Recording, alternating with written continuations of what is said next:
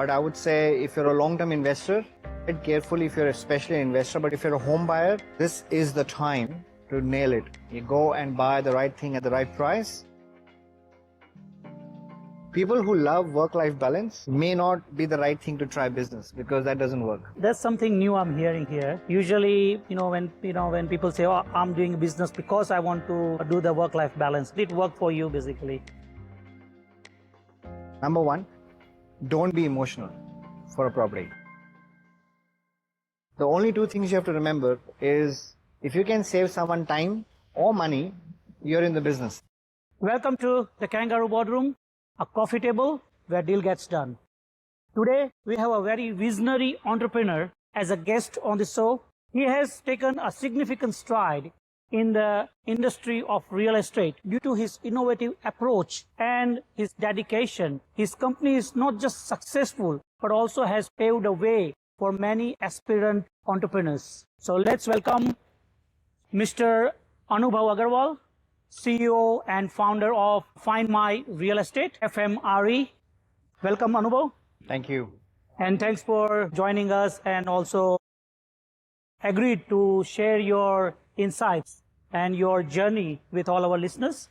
So, listeners, today we're going to go through the journey of Anubhav, how he has took up this challenge to build up this new venture. What are the different things he has done to achieve this success? So, Anubhav, as many of our listeners might not know you, I would like you to introduce yourself and tell us something about your journey in building up this Find My Real Estate venture and what really inspired you to initiate this startup. Sure, thank you. So I'm Anubhav Aggarwal, as introduced, and founder and director of Find My Real Estate. We are a exclusive boutique buyers agency and independent buyers agency. What that means is that if a buyer today is out in the market looking for a property, we can help them secure the property, negotiate on their behalf, and get to the point of settling the property seamlessly for them. So traditionally, the real estate industry has only seen sellers agents. So typically you would wake up in the morning, find a property for yourself on realestate.com.au or other channels. And if you like a property, you would give a call to the real estate agent and then you'll go and do a house inspection. Whatever interactions happens with the real estate agent. Now the real estate agent, who is a seller's agent, has the best interest for the seller in their mind because that's how they get paid. So obviously the seller wants to sell the property at the highest price possible, and that's exactly why they are representing the interest of the seller to sell you at the highest price point. Right. So a lot of first home buyers, a lot of investors, people who don't know much about real estate industry can get caught with the communication and conversation that happens with the real estate agent, and they aren't able to secure the right deal at the right price. Whereas the buyer's agent is representing the buyer's interest because the buyer is actually hiring the services of Find My Real Estate as an example to represent their interest in the market. So it's a plain level field. Right. Yep.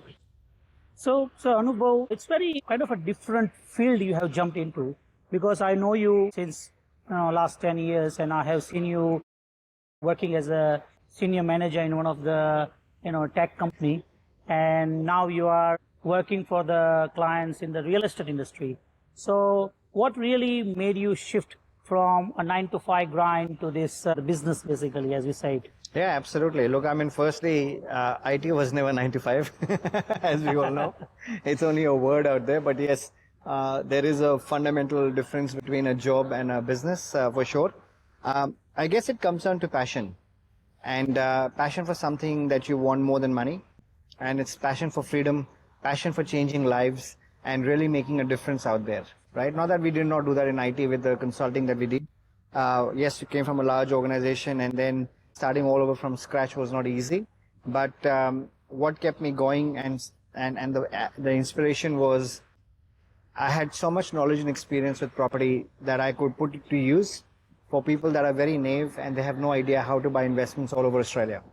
And that really led to the fact that I was already helping a lot of people whilst I was still at the corporate.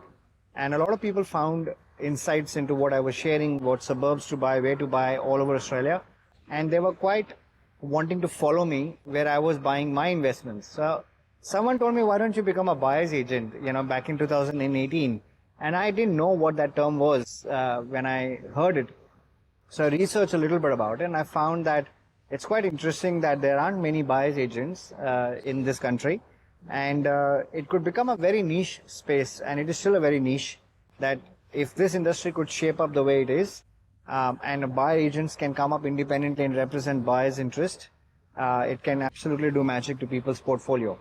So I took the plunge, after learning a little bit about it, getting myself licensed into it. And of course, I did do a course as well, just to get a bit of a framework around how the business would run. So just to stop here, like you said, you did some bit of learnings and kind of a research as well. So what are your kind of a primary source if our listener want to understand, or maybe they want to pursue this area? What are the different resources you might have used, which can be very helpful to if someone wants to get into this buyer's agent business? Yeah, look, like if you study accounting, you can become an accountant, right? You go to university, you do the job. Now you can obviously, formally there is obviously nothing as such available from the government perspective, but there are private companies that are running an institute that you can actually learn about buyer agency, or you can join buyer agents. A lot of people are hiring buyer agents right now. We are actually in the quest of hiring another 100 people in our company as well. So we are actually getting people to get off the ground and see how they could take this to the next level for themselves. Those who have the right skills and experience, not necessarily in the real estate, but they bring a substantial amount of skills and experience in the domain. And that can actually help people. But formally, you can get educated. And then once you've educated, you know what to do, like I did. And then go out there and go get yourself licensing and move from there onwards forward. Yeah, so as you say, like I can hear you have done a lot of research, a lot of the thoughts where usually it happens with everyone as well. Like when they trying to get into the business, they might have explored many options. You might have also explored many options into the even in this industry as well. And then was it a kind of a kind of usually you have that aha moment like, oh, that's what for me, right? So was it anything like that really has clicked you that, oh, no, this is what I should be doing? Yeah, look, I mean, I think I was looking for transferable skills, number one, whenever I was looking at a business. And this goes back to a bit of my background as well, that I really wanted to always do a business in this country, been 20 years in this country. And I did look up a lot of businesses that I could take on, a lot of franchises that I looked at. And everything seemed to have made money, but I just couldn't gel with them because I really wanted something that I currently did at my corporate, where I could transfer my skills and I would be happy. Because like I said, it has to be a passion game if you really want it to be a game changer for yourself, right? People who love work-life balance may not be the right thing to try business, because that doesn't work, right? If you are looking for something more... That's something new I'm hearing here. Usually, when people say, oh, I'm doing business because I want to do the work-life balance, basically. It is a myth. And like, hasn't it worked for you, basically? No, it isn't like that. What happens is that people think that I'm going to do a 9-to-5 job and I can replace the same amount of hours into my business, because you're starting from scratch, and especially depending on the type of business. Like for me, it was very new. I had to go back to the levels of analyst to really get everything going on my own. Where I stopped putting slides together in senior roles, I had to go back into start doing that all by myself. And you're wearing all the hats, right? From marketing, sales, delivery, to, handling escalations, to generate leads, going into networking events. Obviously, then the tools, the processes, everything comes together, right? So it's a lot for a single person to take on board, especially if it is a very unconventional type of way of you going, right? So it is a myth that you are replacing 9-to-5 exactly with a new business. It doesn't happen. There is an aspiration that you will be able to achieve the freedom on time, which happens eventually when it really becomes like a business and you're not trading your time. Yeah, so it's everywhere. Like initially you have to work hard, right, and then later on you get the fruits of those work-life balance. So maybe after working 5 years, hard 5 years, you might be now reaping those benefit of doing bit of work-life balance and Correct. See, the point is, it's not about five or two or three. It's actually when you think you can actually bring the right team into the business and they can do things that you were doing. We have an onshore team, we have an offshore team right now. So, things that I did by myself now is transitioned into the team. But that doesn't mean my work has reduced. Or I've taken on different challenges because I have an aspiration to keep growing for myself and my team. Now the responsibility is how do I get the team growing? It's not about me anymore, right? So you're now dealing with completely different elements out there. But mind you that hard work is going to be in anything you do in life. However, when you attach passion with that hard work, it doesn't feel like work. right. It doesn't feel like work at all, right? You might be putting in more hours, but you internally find that energy when you've got the passion to do that. And that's why when I was looking at which business I want to do, I couldn't settle on things like, let's get a 7-Eleven, let's get a bottle shop, let's get a milk shop. I just couldn't do it. I needed transferable skills. So I needed to do something where it's consulting because that's been my core skill. And I really wanted to make a difference in people's lives. So I found that this is a space where I'm most comfortable by talking to people, by challenging their thought process and getting them to go on the right path of financial freedom. Right, exactly. So now let's jump a topic a bit. Because you are a kind of an real estate expert, because you've been working in that for a very long time. Looking at the recent fluctuations we have seen during COVID, post-COVID, the economy is not stable. And in this, so what are the trends you seeing in the real estate market? And what are the different challenges that is coming up? Yeah, look, I guess we've already been in a challenging situation right now over the last couple of years with high interest rates. People are struggling to keep the lights on. Inflation has really taken the toll as well on people. So, and I think that challenge is starting to see a lot more with a lot of businesses shutting down and also has a significant impact on individuals as well. With, salaries not going up and obviously people are not getting bonuses. So that directly has an impact on real estate as well. Now, depending on the price points and affordability factors, the markets are different in different areas. So, for example, there are 15,000 suburbs in Australia, and every suburb is a market in its own right. So, it's quite distributed. So, it's not like what's happening in Melbourne is happening in Sydney or, for that matter, in Queensland. Like at the moment, we are buying in Queensland, South Australia, and Perth. For every property that we are buying within the $500,000 to $600,000 range, we are finding at least 15 to 20 offers alongside with that. So it's a really hot market. It's a seller's market. Talk in Melbourne, it's absolutely cold right now. There are so many listings out there. It's a buyer's market in Melbourne, broadly speaking. And that's why I said it's not one market, right? It's what your money can allow you to buy and where we can stretch your dollars to go beyond. Right. So now looking at the trend, what we see here is that in Melbourne right now, as you said, the prices are very fluctuating and probably it's a buyer's kind of market. But then right now in Melbourne, our research shows that the prices are actually below replacement cost. That's what everyone is talking about. So what is your view on that? What is your advice for the investors? Whether it be good for investors or it's going to be challenging? Look, I don't think any market stays at a bottom. Melbourne has been a bit of a bummer for the last 3 years, and a lot of it is driven by government policies, and also at the same time, COVID has really hit us bad. Having said that, it's at a point where Melbourne is going to start to rise as interest rates starts to come down. But when interest rates start to come down, and we are hoping this happens in this month itself, in February, we are in 2025, but also it could happen in maybe April, May, doesn't matter. But the point is it's happening in the next 3 to 4 months. And if that occurs, what that means is people get the confidence, consumer confidence returns, and first thing people do is check their borrowing capacities and they'll go and invest. So for Melbourne market, it's good news, but as they say, when tides come, all boats are going to rise. Some will rise higher than some will go lower. But there's still good news that we will see. And of course, there's federal elections around the corner in April, May as well. And then we may have state elections next year in November. So there's a bit of a play out there. But I would say if you're a long-term investor, tread carefully if you're especially an investor, but if you're a home buyer, this is the time to nail it. You go and buy the right thing at the right price, you'll be laughing in few years. Right. Yeah. Thanks for the tip. Again, it's not an advice. Talk to us. Yeah. No, but your experience, right? And probably you know better than anyone else because you've been researching, you've been seeing the data behind it, right?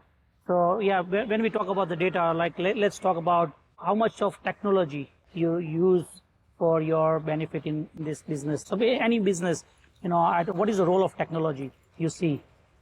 I think tech is going to be playing a big role everywhere, and I don't think you can go away with that. Like AI is coming in at the rapid and fast pace that we are all seeing, and it's so disruptive that there is always a new tool, and things are getting obsolete very fast.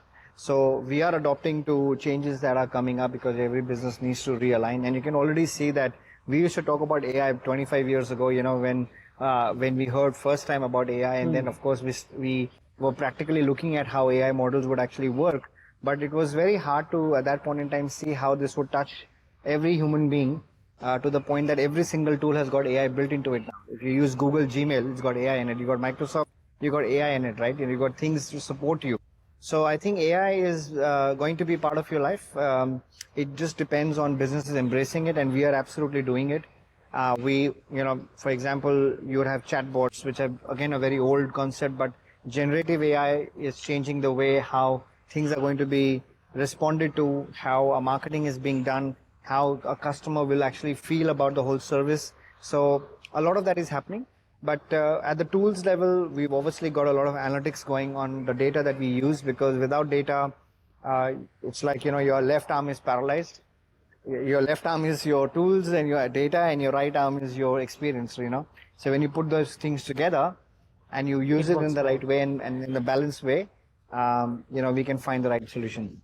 Right. Yeah. So yeah, it is paramount that in this age probably we should be using technology, but not at the cost of your experience. Shouldn't shut down your experience. No, absolutely not. Mind basically. See, real estate is a lag, right? Any data that comes in real estate comes after some time, then from the transactions already occurred. So, for example, you're signing a contract, and there is a date on it and there is a price on it, right? That information is not available to you for at least next 2 to 3 weeks, essentially, right? So only when that's put in, it's actually going to be channelized through different reports. So which means you're already in a lag. So you're always trying to catch up, but there can be a lot of things that happen within the 2 to 3 weeks. So that only experience and keeping your ears on the ground can really help you what's going on. For example, government policies can change within the 3 weeks and can change the complete entire way of how your next portfolio would look like. I'll give you an example of this real time, right? In Melbourne, we knew that lots of real estate changes were made by the former premier, right? And those changes were not very conducive for the investors, right? And we picked that up very early on as soon as those were announced, and we were like, this may not actually make sense. Whilst the data from AI perspective, forecasting all said Melbourne's going to go up, everything is going to go up, and you're going to have such huge success. Data looked all right. Right, but when you're hearing these things that government is making these changes, this is where experience comes in, and you're like, what does this mean for real estate? What does this mean? How do we see this data transpire down the line?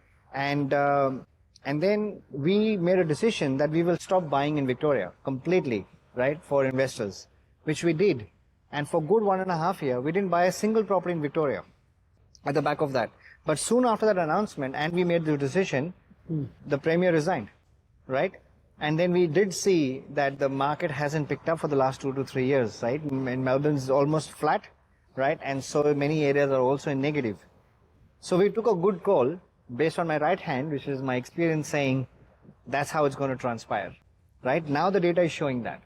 So you can imagine, if you don't have your right experience, right. You could find yourself in a situation where, data is right, but the timing is not right. So how do you pick that up? It's through experience. So therefore, using the experience, we made decisions, where the data was contradicting something else, but right, yeah. But now the data is showing the same thing what we comprehended then. So you can see how experience can do the magic. And I don't think data can replace experience. Yeah, and now looking at your experience, right?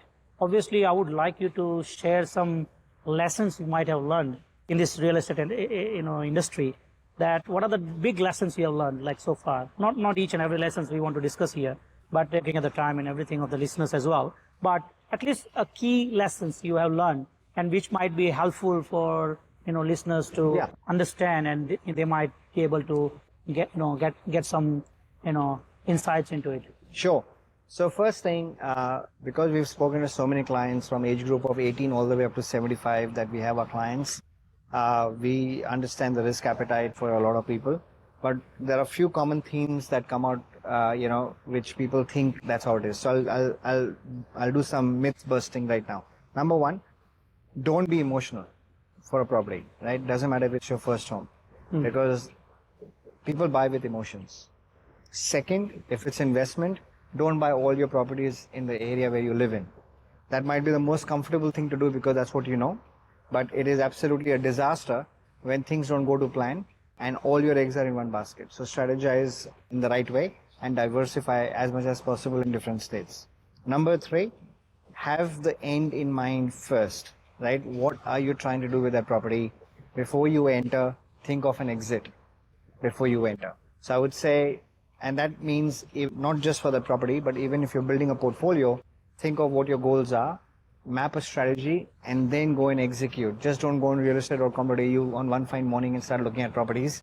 Have a plan before you execute, right? So and you can do that both in residential and commercial. If you can elaborate a bit, like what does that plan really mean? Like what are the things they should be considering when they create a kind of a strategy? Sure. So let's take you as an example. You're a customer. Right? Let's make it real. I don't even know what you own with your portfolio, but let's make that as an option, right? Let's say your goal is to retire in few years. So if I would ask you a question, how much money do you need and in what time frame to retire on? And this retirement doesn't mean that you're going to sit at home. It just means that you're not working for your bread and butter. You've got that option created through passive income. What would that look like? What is that number? I would say, say 200,000. 200,000, okay? And what time frame? By when? 10 years of time. 10 years. So in the next 10 years, you want $200,000 replaced, right? And you have properties at the moment? Yeah, I do have. How many of them are giving you passive income? Real passive income? None. None. So what's your plan to get to 200K? So, yeah, maybe start investing and build up maybe a property portfolio, maybe a business portfolio. Correct. So it's all maybe. Maybe, yeah. What if somebody could actually come in, look at this and tell you exactly what you need to do, how you will actually map this journey and get you on that path of getting 200K in 10 years for you? Excellent. That's what we do before we end up buying something. Right. So there is no maybe. Right. So you basically help them to, plan it and say step by step, how you gonna, start building up your passive income. We're strategizing. Right? We're building a plan around it for you. So you exactly know how this is going to transpire for you. Correct. Does that make sense? Makes sense. Correct. Right? So what happens? Start from the top. Think of the exit before you enter. And you got to always evaluate your current portfolio that you have. Is this even serving me? Right? Is this even growing at the rate that it should? A lot of people just forget and think over the next 20 years, set and forget. Doesn't work anymore. Life is not going to be consistent or constant anytime, right? Every 5 years, we've got some of the things that we can't control. Like we've had GFC, now we've had COVID. Every 10 years, there are these pandemic type of events that are happening in our life, which is going to take you by storm. So you can't live on a 20-year plan like that. You got to have a strategy that's agile enough to make things work for you, and you've got to evaluate it every year. You have to learn through an opportunity cost. Is my portfolio doing the right thing? Is it still serving me? Maybe it served 5 years ago when you bought that property. Is it still serving me? Is it still growing? Or am I just keeping it because I'm emotional about it? We see these problems every single day, right? So that's exactly my tips on it. Don't get emotional, right? Think of an exit before you enter. Diversify as much as possible and have a plan and a strategy that's going to serve you in the end goal. Very, very nice actually advice here. And I hope it will help many of our listeners. Now looking at your personal journey, right? So you have already transited from a normal job into the business or startup, you become an entrepreneur. So what are the three? I would not ask you to give me a million, but at least a three core aspect of doing a business or being an entrepreneur that is kind of a must, right? So you need to have these three. If one of them is not there, it's a recipe of failure. So that kind of three very essential must-have aspects I want to know, which each and every entrepreneur need to have. Again. Sure. So I would say purpose. Second, I would say passion. And third, I would say mindset. Right. So, yeah, elaborate, please. Okay. I want to understand. I guess the purpose needs to be bigger than you. It cannot just be that I want to replace my income, so I want to do business. It cannot be that. It has to be an impact that you can make beyond yourself. That will let you going, right? Second, passion. Passion allows you to see this as a different proposition for yourself and for people that you're going to help. And it's going to let you keep going even at times when things are bad. You don't give up. That's passion. And three is mindset. You got to be thinking like a millionaire before you can earn a million. Right? And that actually means you have to have a rich mindset. You have to take a lot of things in stride. You have to do learnings every day. You got to read books. You got to do whatever it takes you to keep going. You got to collaborate. You got to leverage. You got to build the right teams for yourself. You got to go out there, be out there, consistently do things and execute your plan. A lot of people plan, a lot of people think they have ideas, but they can't execute, right? So you really need a good execution plan, and you should be able to execute your plan before you can be successful. So, Anubhav, according to you, what is the best execution plan? How do you say this is a good execution plan and it should work for anyone, basically, as in general? Yeah, look, what I meant by execution is that you need to be hands-on in your business, right? You cannot just do a strategy and you cannot just plan a business and get people just together and they'll do the job for you. You've got to be the person who is able to get their hands dirty, right? You can plan as much as you want. You can think great about yourself, but unless it is put together and it is actually working on the ground, it is not executable. Whether, for example, when I started my business, I did not have a figure in my mind what I'm going to make out of this. I just wanted to get into it because I had so much passion towards this real estate and helping people out. I knew I could offer something to the market or to people that many of them did not have, right? Because of my training, my previous background, and having 25 years of experience in property, I could change lives, right? The way I've just spoken to you about as well. Yeah. How we could turn around your $200,000 in 10 years. I have a plan for you, even without you telling me what it is, without me even knowing your risk appetite. But I can create a plan for you, right? So this comes with experience, right? So I knew there was something I can offer. Now, if I did not take steps towards working towards that, or how I'm going to roll out this service, how I'm going to market this service, how I'm going to talk to the customer, how I'm going to serve the customer, and I haven't created those things in my business to be able to allow me to do that efficiently, then I don't have an execution plan. So it's more of a kind of a tangible actions. Actions. The actions, basically. That's right. That need to be put up into that execution plan. 100%. That today I'm going to do this, tomorrow I'm going to do this, and this is how I'm going to build up. And consistently. Right. You got to do that consistently. Every small change is far better than doing nothing. You got to take that action consistently, right? Consistency is the key to success on anything you want. People don't have consistency. People don't have discipline. Yeah, they do for a while and then. Yeah, you're like, okay, it's too hard. I'm going to give it up, right? For example, and we haven't done much. So it's very easy to give up, to be honest. Yeah. It is, and that's why I said mindset is important. A strong mindset with a passion and purpose will never let you lose the focus. So was it any time in your journey where you might have also felt like, okay, it's too much, let's give up? I feel it every day. Huh? This is the thought comes every day. Oh God, I'm tired. And how you overcome it? There's challenges every day. I started this business almost 6 years ago, right? So now, actually it is 6 years over now. So, but every day when I wake up, I feel that I have not yet started. And there's so much more to achieve.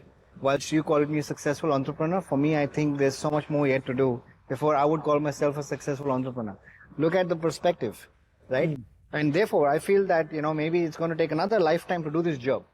But that's because there's so much aspirations that I want to achieve. Yes, I've done the foundation level. I've done all those things. I've achieved something. It's not that, I'm going hungry if I don't work for next 5 days. I don't have to think of those things. But as I said, my next passion in my business is to get my team going, right? They need to be successful as well. So what keeps me awake at night is how they are going to be successful. The problem has shifted. First it was me, now it's them, right? So passion for people, passion for purpose, and making that life-changing decisions that people are taking in our business to come over, try this out, and be here, that keeps me going, because failure is not an option. Right. You can fail, and I think it's good to fail multiple times, but you got to revive out of that very quickly, right? Fail fast concept, Yeah. right? If you fail fast, you've got to find alternative ways very quickly rather than getting disappointed and, just saying, okay, I'm Get carried done. away with it. There's a lot of things that did not work as I planned, right? There are a lot of things, the way I think financial models will work, the way I thought maybe marketing would work, hasn't worked, right? So there's always, what do we do? Okay, well, this hasn't worked. Let's try something else. Let's try something else. You've got to keep going out there. Talk to right consultants, talk to right people, read a lot about it, and then you can make the right decision. Tools I used 5 years ago are no good to me right now. We are again doing, we're retooling the whole thing. The CRM I've been using is very bulky and heavy. It's not useful for me in my sales and marketing. So we are right now going through retooling the whole thing. I'm rebuilding the website right now as I'm talking to you, right? So why do I need to do all that? So it almost feels like you're starting everything again, right? Because if you're rebuilding website, you're retooling, what does that mean? But you're doing it for a purpose because you want to scale it differently. It's not a solopreneur game anymore. Right. If I'm going to build a team of 100, I've got 15 right now all over Australia, and we want 100 people all over Australia, the game has to change. Right. Things have to change. It cannot be the same what happened 6 years ago. These are the kind of thoughts that really keep pull you out of that crowd, basically, right? To become a good entrepreneur or become a good businessman. What I also see from what you're saying is that to have the thoughts, to have that zeal, probably your purpose also need to be pretty good enough. That's that right. can really drive you, right? 100%. So what sort of purpose you have thought about? Because I know it's not that one day it become a dream and you just put up 2 sentences as a purpose and you start working on that, because that's not gonna take you long, isn't it? So, what should be there in that purpose, right? That really can drive anyone. So what I'm trying to drive here is that to understand that what sort of purpose you should have that can drive you for the long. It's like a fuel, right? That's what I said. The purpose has to be bigger than you. Number one.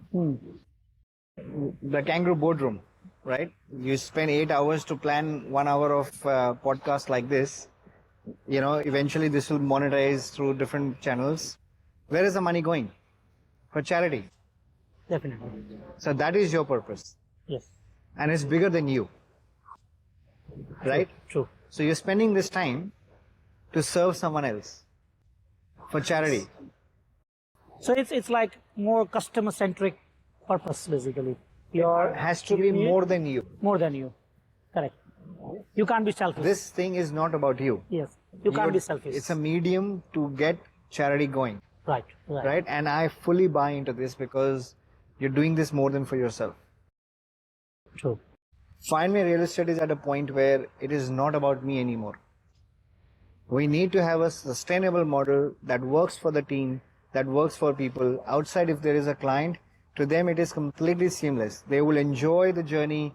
They'll build their portfolios. They're making money. You got like a team of how many? 10, 50, how many? 15. 15 people there. You still Another 4 coming on board. You're again hiring more and more. That means it is actually working for the people, and you doing a lot for the people anyway. So that's your purpose is working here. I really, from a client perspective, absolutely working 100%. We can see outcomes. I've just come out of a call right now, and the client just called me and he said we bought some 3 properties for him not too long ago, just around COVID time frame. And the other day I had given him a nudge about 2 weeks ago. I said, go and find out how much equity you've built. And he's got $400,000 of equity in a couple of his properties, right? And he's going to pull out 300K out of that. and he's going to now buy commercial property with me, right? This money didn't exist if he did not take the action. Exactly. Right? So I feel at that level, my purpose is being fulfilled because he's able to progress further, right, into his portfolio building. Now, same thing, if the team is doing what I did 6 years ago and what I created with the processes we have in place right now, I'm sure people can go a long way, if they're really passionate about trying to make a change. And it doesn't have to be this business. Anything you do. You could be selling a milk bottle, but you've got to have the passion to do it the right way. I met a gentleman. I was traveling to Japan, and I was in 10 to 11 days in Japan. There was this boy who moved from Australia back to Japan. His parents moved from Japan to Australia many years ago to give better life to children, right? And he's got he's got a sibling as well. And he is born here, brought up here, and when he decided to do something for himself, he said, I want to be a tourist guide. But because his roots are Japan, he wanted to go back and do this in Japan actually. So he went to Japan. He did that for 2 years there. He loves the culture of his own country. Right. And his parents' purpose was that they want to give him better life here. And when I spoke to him, he doesn't want to come back here. He wants to live in Japan, right? And he does tourism there as a guide. But the way he does things as a guide, it's not like you're going into a bus with 40 to 50 people and you're on a mic and talking about it here. This is the site, that's the site, that's what's happening, and that's it. And you're like clocking it like a business operation. Everyone does that. Everyone does that. But his passion was like in between those sites, he's connecting with everyone individually. He goes to the people's place at the seat and he's connecting with them individually. Where did you come from? Right? What brought you to Japan? Right? What do you like about Japan?